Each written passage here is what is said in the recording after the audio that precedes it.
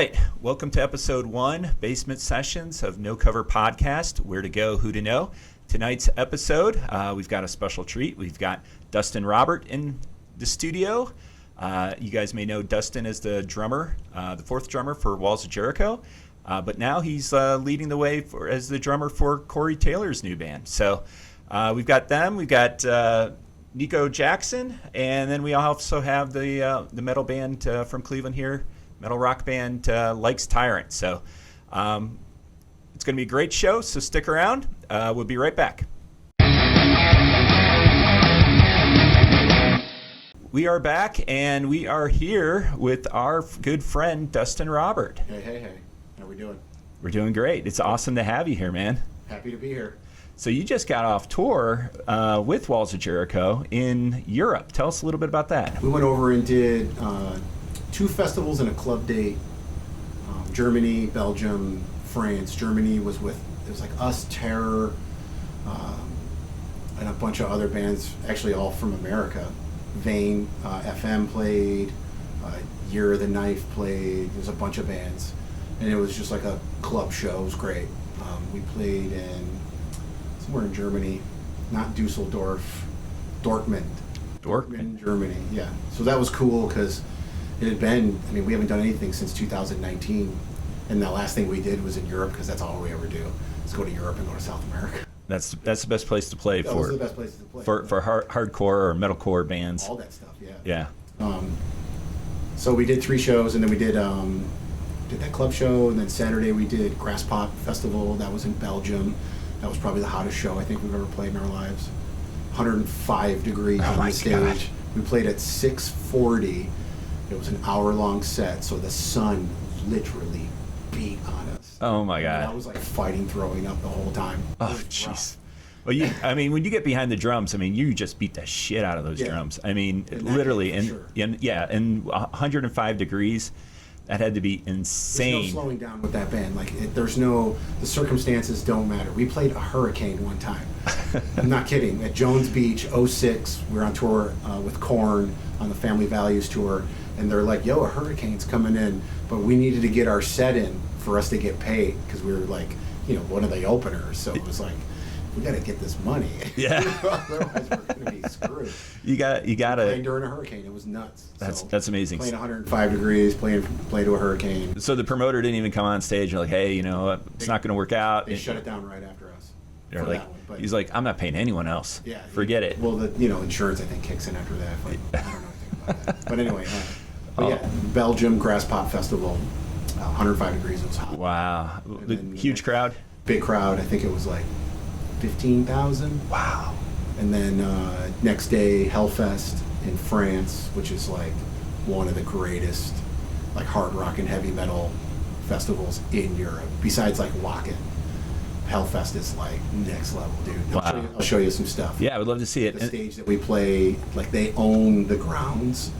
So most places in Europe, it's the city gets money from the province or state where they're from. It's all government funded. That's why that's Europe awesome. is such a festival culture over there for years and years.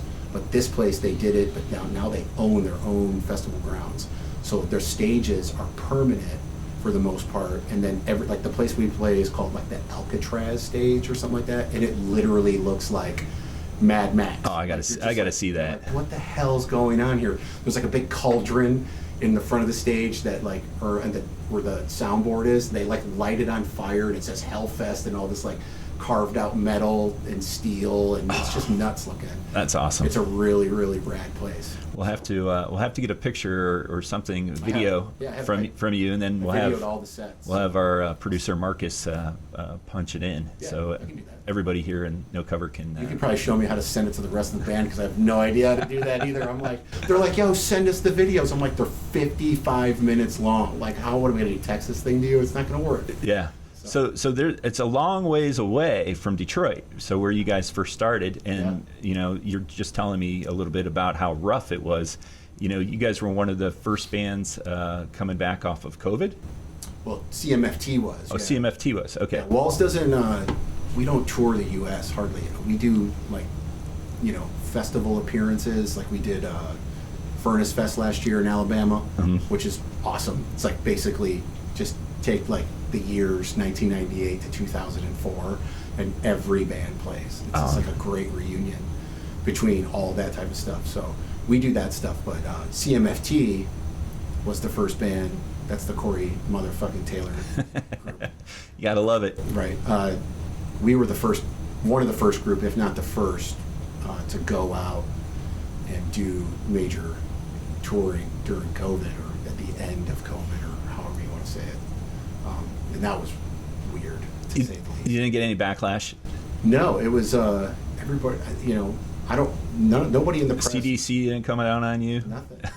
I mean, we had zero issues as far as us goes. Yeah.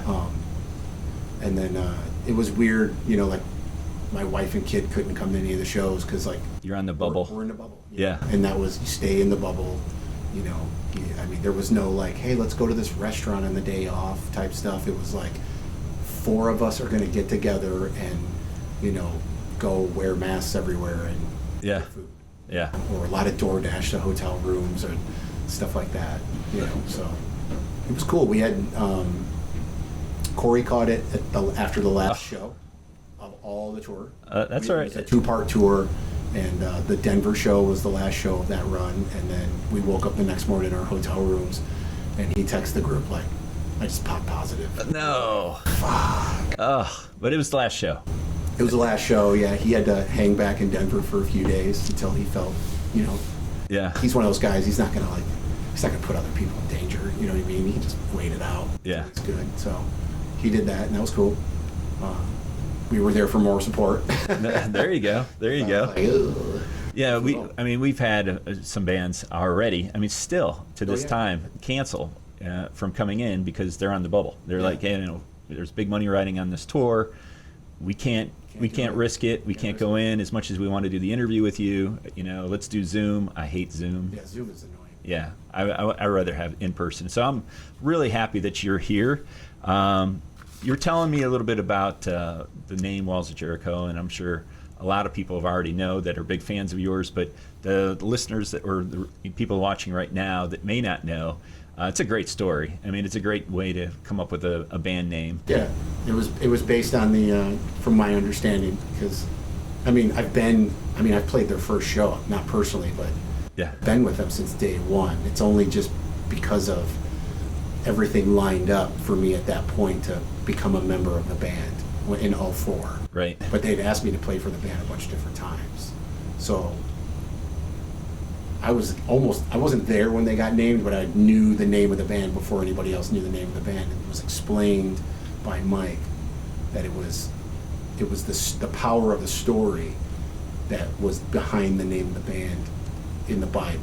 You know what I mean? Yeah. And they wanted to create such crushingly heavy music that it could tear down a wall. I think you accomplished that. Yeah, I mean, I your think your so. music is Kind of heavy. it's a little heavy. Yeah. Sometimes. Don't forget the Redemption record, though. That's right. You've got the acoustic. So that's where you meet Corey, right? Yeah. Is that the first time you met Corey? We met him in 06 on Family Values as a band. I was a club promoter in Toledo for years and years. So the company that I was working for at the time booked Stone Sour on their first run when Bother was like a massive hit. Yeah. And I met him on the Toledo stop.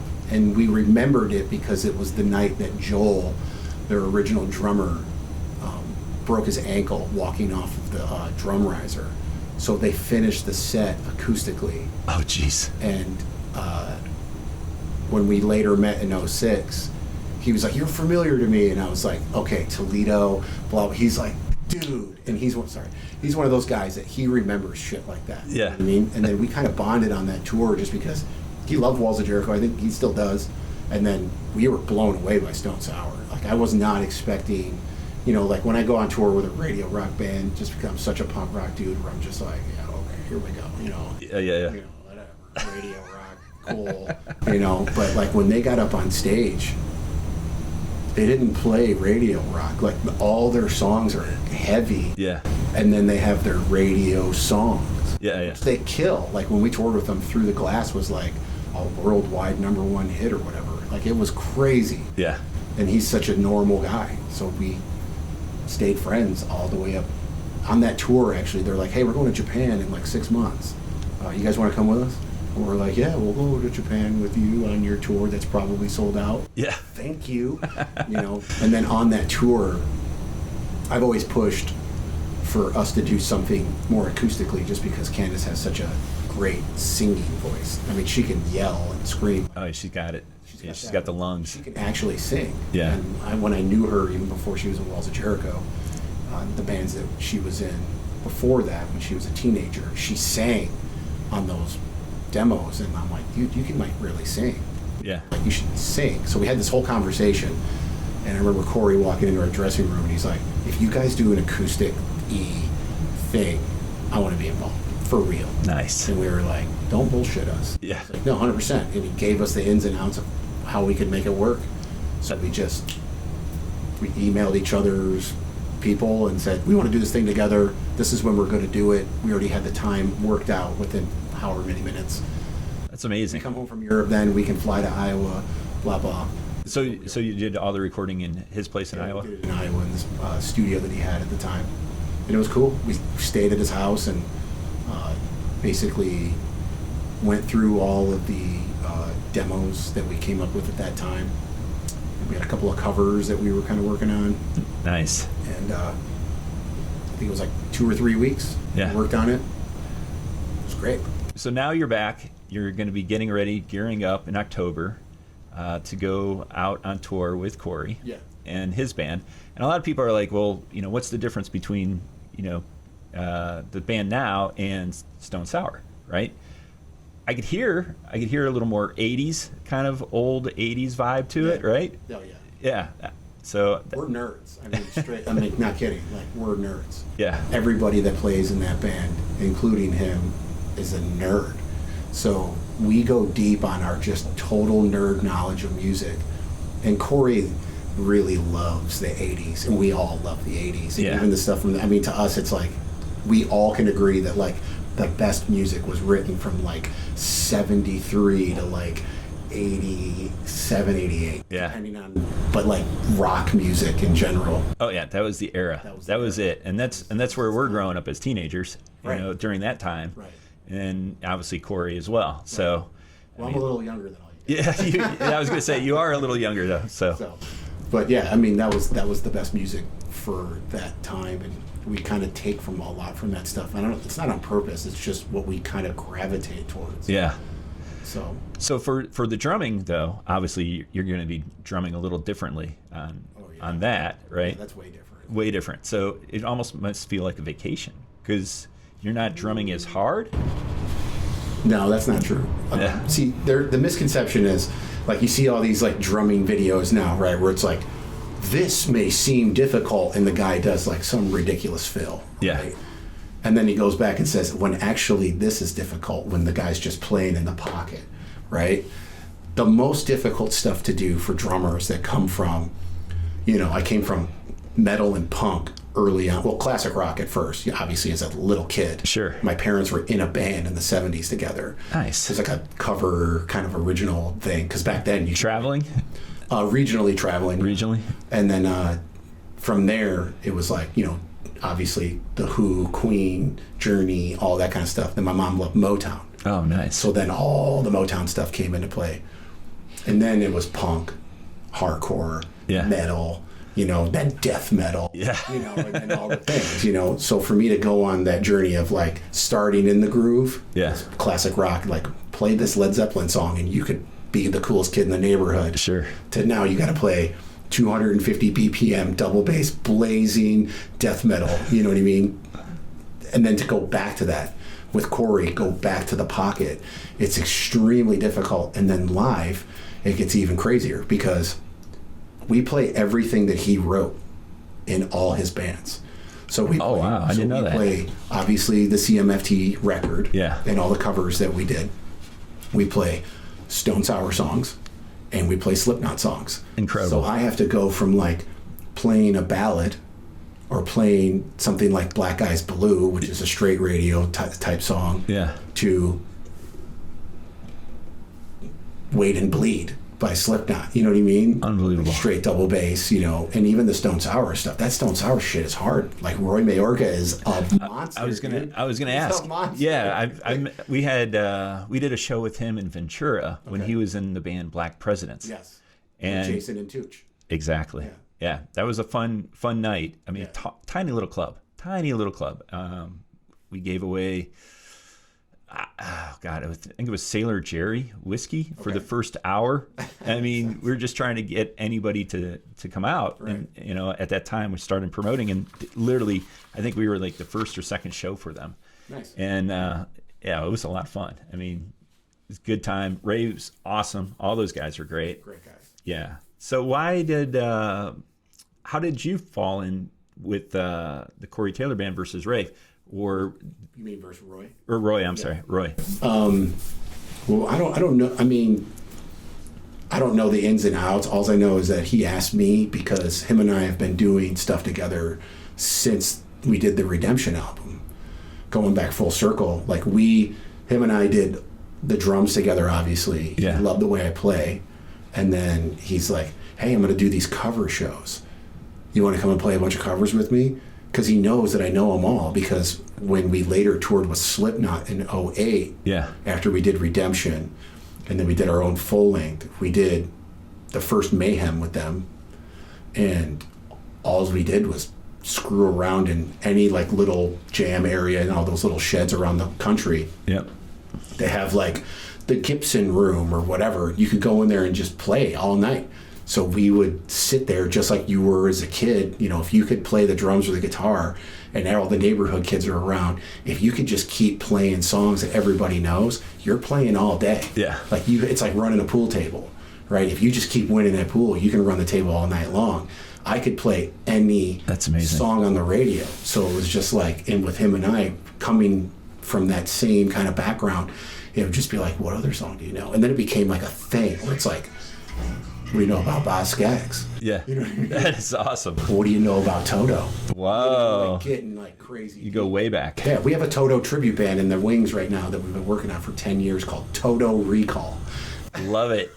Love it. And it's like a thing. Like we talk about it all the time. Yeah. We have players. I mean, we could probably get Lukather to come and play. I mean, Steve probably just show up. Nice. But that's that level of nerd, I think.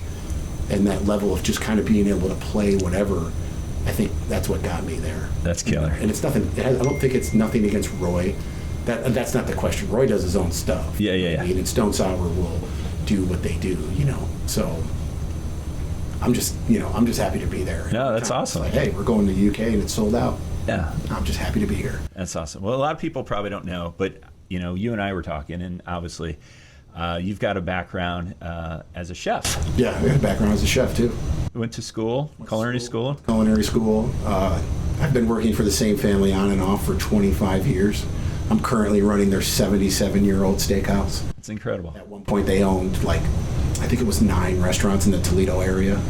And then, things happened and now they just held on to the steakhouse. That's their bread and butter. And took it over right before the pandemic. Do you do any of the cooking as well? Yeah, I'm the chef. I'm the chef and consultant. So I basically just walk around, bark orders, and jump in where I need to jump in. It's a traditional steakhouse, very traditional. So everything is centered around the grill. Yeah. My sous chef is the grill cook.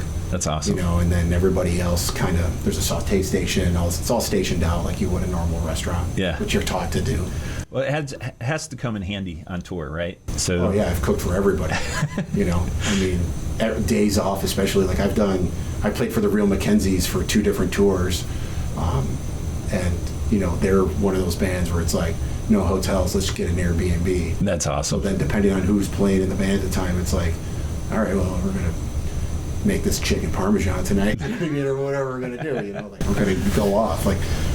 Those festival date runs or those festival tours like Ozfest and Warped Tour and Mayhem and all that. Walls have done all that. And a lot of times the promoters each band has like a party night. It's like it's Tuesday, so it's Under Oath is throwing a party. Yeah. It's like, okay, Under Oath throwing a party. We're going to go to their bus at the end of the night, So whenever we had a party, it was like, I'd always match what the budget would be and go, we're going to go off. So I would do like 5-spice encrusted man. tri-tip. I'd make a béarnaise sauce like over the grill. So that obviously Take it to the next level. that obviously has to help, right? So it's Yeah, like people love it. people are like, oh, who should we bring on tour with us? Well, yeah. They're like, we got Chef Dustin. Yeah. Yeah, they're just like, Dustin shows up here and just makes us all fat. Yeah. Doing all that. Well, that's awesome. Well, it's been a thrill sitting down and talking with you. I really enjoy it. I know you guys are going to take off to go to Rays. Yeah, we're going to Rays after this. If Yeah. you don't know what Rays is, look it up. It's the greatest thing in the world. It is. It It's in is. Cleveland. And he brought his bikes. Yep, So, got the bikes. well, awesome. Thank Hopefully you. I don't break my leg or anything. I got some shows coming up. Oh yeah, that would not be good. Not a good thing. That would not be good. Well, hopefully you're available in September 25th, the Cleveland Music Awards. Love to have you come out, just hang out with us, Yeah. be part of it. Yeah, I think it's on my calendar, so I planned on it. Love it. My family live here. That's right. My older brother Dorian lives here with his kids. He has like 4 kids. And they're in Brooklyn or? No, they're in where's he live? They live in Berea, Oh, Berea. Okay. Olmsted Falls. Okay. Not too far from here. No, not too far. And Yeah. then Walls, we've done every record that I've done with Walls besides Redemption with Corey Yeah. is done here with Ben Shiegel. Everyone. Nice. And he's got Spider Studios, and he's done Chimera, Oh, Chimera. Man. I mean, he did all the early Machine Gun Kelly stuff. That's amazing. So he's a great guy. Another Cleveland. We'll have to link up and bring him in here as well. Definitely. Dude, That'd be Ben great. is, like, Yeah. That guy's got stories. That'd be awesome.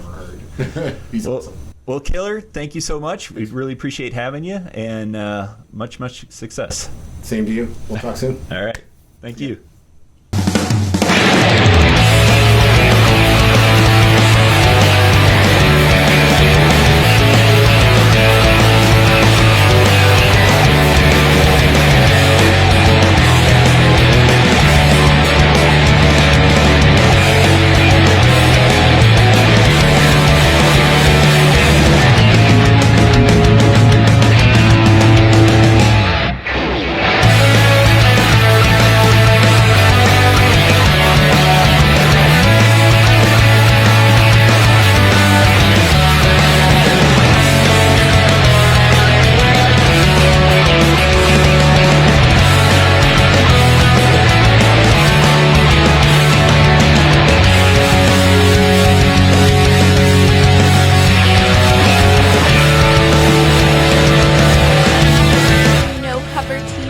Cover TV. No Cover TV. No Cover TV. No Cover TV. No Cover TV. No Cover TV. No Cover TV. No Cover TV. No Cover TV. No Cover TV. No Cover TV.